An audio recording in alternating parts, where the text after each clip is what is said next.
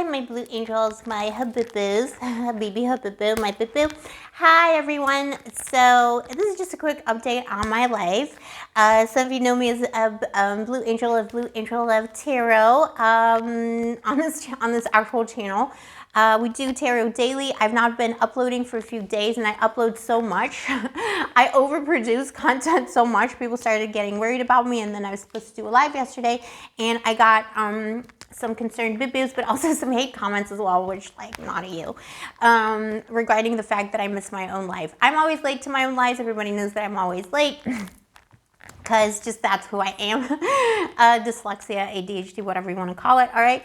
But also, yeah, I did miss my own life yesterday. I have been unwell, and I want to talk about my health issues today and how I tie them into my spirituality and how I have not given up. And I want to talk about how people react to, health issues, especially for women, and, just tell you a little bit of my story and why I didn't show up to my own live yesterday and why it's particularly painful when people leave me hate, because obviously somebody doesn't show up to their own life, like something happened. So, be careful what you say to people. Be careful what energy you put out there. You just never know. I mean, it could be an alien abduction. He's so lazy, by the way. This is my boyfriend. He's so lazy. He's not even abducting me anymore. Look at him. Look at him. Deflated. He just sits there. Okay, anyway. So yeah, boo, I missed my own life yesterday. I did... on Wednesday, I went to emergency here in Cyprus. I had a really bad episode. I had a flare-up. The episode started just over a week ago, and then it got progressively worse, where I had to have a medical intervention in the hospital here. I have autoimmune issues. I'm fine. It's a chronic thing. It's something that I can't, you can't cure it. There's no cure. Every 6 months or so, I usually have a flare-up. I can usually control it, but when you're moving around a lot, traveling a lot, I was also moving to a new apartment. A lot of things happened in the same time, and I had a really bad episode. I've not had an episode like this since 2018 now. Yeah, 2018. So the beginning of 2018. It's been quite a long time. This is the worst one I've had. But I'm very grateful that I have access to healthcare. As we know, the system we live in, not everybody has access to healthcare. Healthcare in Europe is extremely affordable. I'm able to afford it. I'm able to pay for it out of pocket. I went legit. I went to emergency. I got a procedure. I got several consultations, several tests done. Panels, stuff like that. I was in there the whole day, and I paid 70 euros. I'm not even, this is out of pocket, no insurance. I paid 70 euros, maybe 100 for all of it. I can't remember now. The taxi was more to get there. So I'm extremely lucky and extremely privileged to be in that position. That's one thing.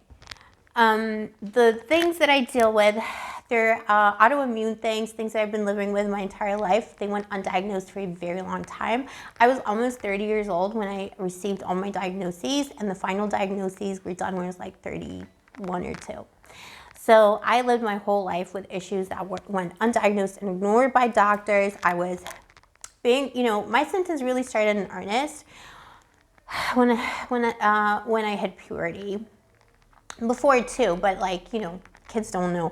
But since childhood, something was wrong. But then when I hit puberty, then it became exacerbated. I have a hormonal imbalance. I have Hashimoto's thyroiditis. My thyroid no longer works. So if I don't take a pill every day to make my thyroid work, this is the gland that controls your entire body. Keeps you alive, basically. Makes metabolism go, your body temperature, digestion, brain, memory, everything. Without this hormone, you just dissipate and disappear. One day you just disappear. It controls your heartbeat, your heart, your blood pressure, everything. And it affects all of those things. So my entire body is dysregulated. My Hashimoto diagnosis didn't happen until late in the game. And my thyroid is already dead, so it's never gonna be revived. It's just a shriveled little prune inside my neck. It's not functioning and never will be functioning again. I have comorbidities with other things. I have celiac disease. I have other autoimmune conditions, pernicious anemia, where I don't have B12 in my system. That's another thing that you can't live without. So I have to, I give myself injections of B12. Because I don't take in vitamins from food and stuff. So a lot of my life is around managing those conditions. It also affects things like my heart, my sugar levels. I have pre-diabetes, like all of it. And I've lived with it for the diagnosis, for a long time now. So I'm still pre-diabetic. Because I'm taking medication every day. But when you're 26 and you get diagnosed with a bunch of stuff, I was 26 when the first 27, 26 when the first diagnosis came in, but then it was progressively more and more, right? But I've been on things like metformin and blood sugar medications since I was 27. So I'm a vegetarian. My lifestyle is really good. You know what I mean? It's just what a bummer. But I'm not ungrateful for all the things that I do. I take a lot of medication every day. I'm not ungrateful for it because most people don't get diagnosed. The reason why my thing wasn't diagnosed on time, despite extremes, I had terrible symptoms. The episode that I suffered this week, I used to live like that. I'm not kidding. That used to be my everyday life. And I would go to the doctor and say, look, my stomach's bloated, I can't breathe, I can't eat anything, I don't know what's going on with me, my heart's wrong, heart palpitations and stuff like that. And, the doctor would gaslight me and say, well, you're too young, you're 20, you're 15, you're 16, that can't be true. Nothing's wrong with you. It's just your period. You're pregnant. You're crazy. I was diagnosed as mentally ill and hypochondriac, that I was making, you could tell, I used to look pregnant. People used to ask me if I was pregnant all the time. That was just one of my symptoms. I developed a goiter on my neck.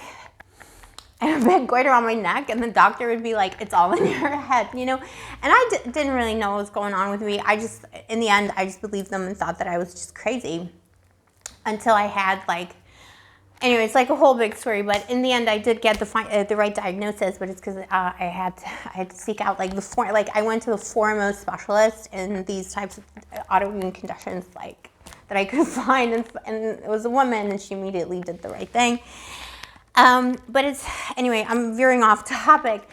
I'm so grateful for my illness because I experienced firsthand how women are treated in the system and how little credence is given to women, how doctors, the system, everything gaslights female bodies, how they make you feel crazy, don't believe you. They're like, that's not possible. You can't have that symptom. And when I was having my symptoms, symptoms include tiredness, feeling depressed, feeling lethargic, weight gain, weight loss, in a random way. My weight used to cycle all the time. It still does, but it's it's okay. You know what I mean? But, it's all the things that are considered the female thing anyway. So I've walked the path of the goddess because of this, I feel. And I would not have had as much empathy towards people and towards the divine feminine, and the way that the divine feminine has been misused and abused throughout the ages if I had not, on my own body, in my own embodiment, experienced how women are treated. And how female bodies are treated. So for that, I am grateful. I feel like it's part of my path as a spiritual Bibil, as a part of my goddess path and all of that kind of stuff. So I'm actually very grateful that I have these conditions. It also weeds out people in your life because, your true friends will support you through that. I got friends that I went to emergency, I got friends who were DMing me that entire time we were on a call. I've done hospitals all around the world where I have friends who are always with me on the call, and they're always available. And I have people in my life, sometimes new people, sometimes established people, who when that crisis comes, when that episode comes along, and they're nowhere to be found, and then I know to delete them from the database, basically. No offense, but that's just true. So you recognize who your friends are. And finally, I'm grateful because, and you recognize how wonderful and beautiful people can be. And I'm also grateful because, like I say, I used to live like this. I sometimes I feel like an episode comes along to remind me how lucky I should feel. When life gets me down, I get distracted with some other drama. I get an episode and it's like, remember how it used to be. Your life is so much better now. And that's been such an amazing part of my journey, and such a blessing in disguise, because I used to struggle so much. I used to, I couldn't walk for a week because it was so painful to walk because my stomach hurt so much. And I used to have that, and I used to be told that that's all in my head, and I had to go to college and my job and work as a waitress and still through it. And I used to take I remember I used to take whole entire box of ibuprofen. Maybe I shouldn't say that because YouTube doesn't, I'm not saying you should do it. Trigger warning, don't do it. But I used to be in so much pain. I used to just take so many painkillers because nobody wanted to help me. And all the other symptoms of stuff like that. I had really bad skin, really bad hair, everything. And yeah, a lot of damage got done in those years. But many people like me, they don't get their diagnosis and they don't get help because they don't have access to healthcare like I do. So the only reason why I'm thriving and I'm so moisturized today is because I pay out of pocket for all my healthcare. And I'm in a position where I'm in countries, when I travel, there are countries where healthcare is high standard and it's highly affordable, and I can do that. Not everyone can. What else can I tell you? I'm just grateful. Not telling you to be grateful for your illness, but I specifically am, because it makes my life what it is. So I'm going to take a little drinky. 1 second. It makes my life what it truly is. It is a part of my personality, my brain. It's a part of my struggle, my journey. And it makes it so much easier to vet people in my life, because sooner or later I will have a health episode, and how people react to that in my life shows me everything I need to know about them. So it's kind of like the database deletes people automatically because of my health thing. But so this is why I didn't do the live. I hope that's okay for the haters. Excruciating pain. In the end, I fell asleep because these things come and go in waves when an episode is upon me. I think I'm done now with it though, because today is much better. But just be careful what you say to people. And let me know in the comments below if you have a journey like this, a journey of pain. And I cannot tell you enough. I know, probably from when I was conscious about it, from the ages of 10 to 32, I struggled. That was a long time of feeling isolated and doubting yourself and not being able to be in your body, enjoy your time. My 20s, I didn't enjoy my 20s because I was always in pain, but there was no legitimacy to the pain because I thought it was my crazy. It's this whole thing. I mean, I always knew it was real pain, but nobody listened to me. You know how it is. I always knew I was right. Anyway, so there you go. What's your journey? Also, I'm particularly interested in your feminine journey. As a woman, I feel like we've all, as women, experienced that kind of gaslighting on, all different levels. Even if your story isn't as extreme as mine, I'm sure you went to the doctor and they told you, are you sure you're not pregnant? And you were like, let me know, babies. Also, if you're a boy, anyone in between, my baby, what is your story? You're an alien from space. And what is your story of pain that you experienced that brought you closer to your spiritual journey, and that you are today grateful for? Yeah, I am grateful. So that's it for me, I guess. Maybe I'll say one more thing. It's even though that's why I'm also grateful, because it's always a blessing in disguise. Even though my 20s were so dire, I feel like now, my 30s have been so amazing because I've thrived. I look so much better than I did. I feel so I can actually enjoy myself. It's the goddess gave me, I know it sounds so lame, but the goddess gave me a second life, a second, chance. And I really, really appreciate that, because it's usually the other way around. You feel great in your 20s and then you feel like trash. So I've had the opposite experience. I'm aging on a different trajectory, not backwards, but in a kind of I don't know, in a different way. And I'm grateful for that. I'm grateful for how unique that is.